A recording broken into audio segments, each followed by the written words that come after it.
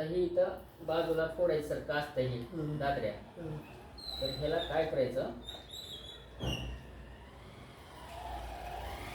इथून घ्यायचं फोडून पर्यंत येतं इकडे दादऱ्या नाही का, हे असं नकानच फोडायचं, कात्रीनं फोडायचं नाही. विशेष म्हणजे हे स्टीलचं, ह्याला कुठलाच धक्का लागू द्यायचा नाही. हे असं हाताने फोडायचं आणि असं जसं इकडून पकडायचं, असं पकडायचं, डायरेक्ट गिलासात ओतायचं आणि ओतल्यानंतर आपल्याला त्यात पूर्णपणे असं मिसळून घ्यायचं.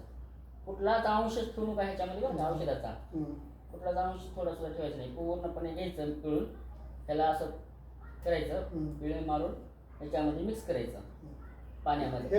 हा, ह्यानंच मिक्स करायचं, कारण ह्याला चमचा वगैरे काहीच लावायचं नाही, फक्त ह्यानंच मिक्स करायचं. असं मिक्स केल्यानंतर मग व्यवस्थित ठेवायचं.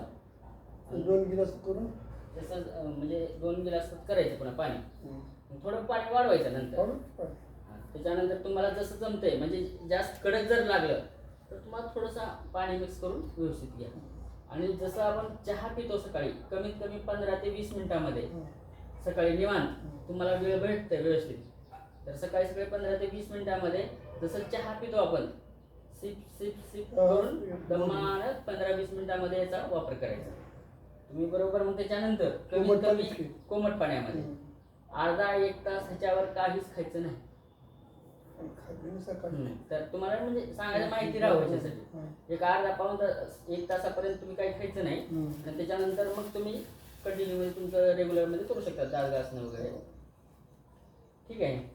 टॉयलेटला जाऊन आल्यानंतर घ्यायचं. हा, आता नियम एवढा सांगा. नियम एवढाच.